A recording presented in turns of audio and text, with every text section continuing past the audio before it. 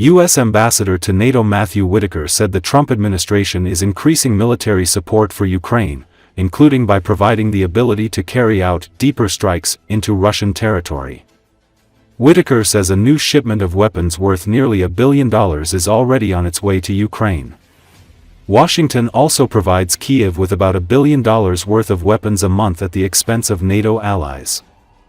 President Trump is primarily concerned that Ukraine can continue to defend itself. Strengthening its strike capability will also help in offensive operations, Whitaker said.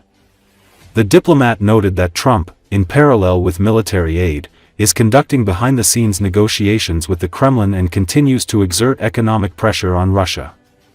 In his opinion, this strategy differs significantly from the actions of the previous Biden administration. President Trump knows all the cards he still has to play. But he also understands that he needs to keep Vladimir Putin at the negotiating table, as well as Zelensky. Will the result be immediate? Most likely, no. But the process is underway, and the parties are communicating. And that's good, he added. Whitaker said the U.S. is giving Ukraine the ability to strike deeper, that was not available under Biden. This is not Donald Trump's war, but he is trying to stop the killings and attacks on Ukrainian cities, the ambassador stressed. Recently, the U.S. State Department approved the sale of 3,350 ERAM long-range air-launched cruise missiles to Ukraine for a total of $825 million. The announcement of the proposed $825 million sale comes as diplomatic efforts to end the war have yet to yield a result and following a deadly night of Russian strikes on the Ukrainian capital. It was announced after President Donald Trump met this month with Russian President Vladimir Putin and separately with Ukrainian President Volodymyr Zelensky. Although the Trump administration has approved a number of sales of equipment to sustain existing weapons, this appears to be the first major arms sale of new weapons to Ukraine announced by the administration.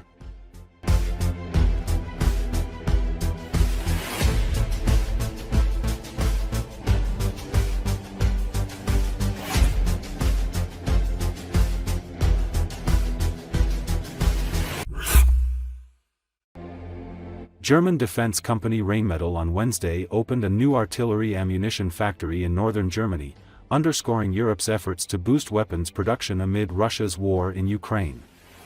According to Associated Press, Rheinmetall aims to produce 350,000 artillery shells a year at the facility in Unterlüß.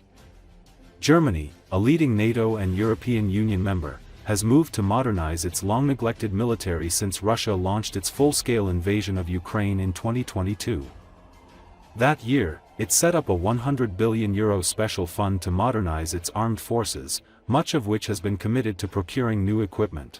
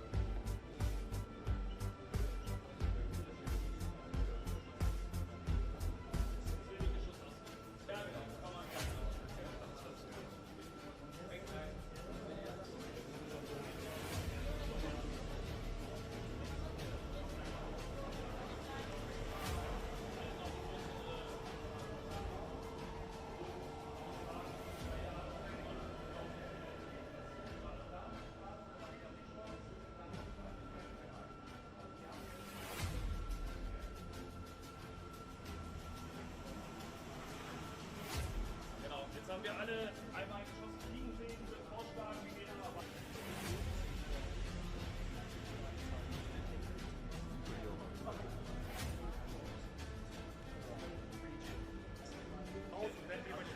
Das machen wir noch für heute. Nur heute. Kann der Mann mit dem Handy das im Bild nehmen? Hallo, Sie sind im Bild von allen anderen. Vielen Dank. So, die Damen und Herren, wir müssen jetzt einmal weiter.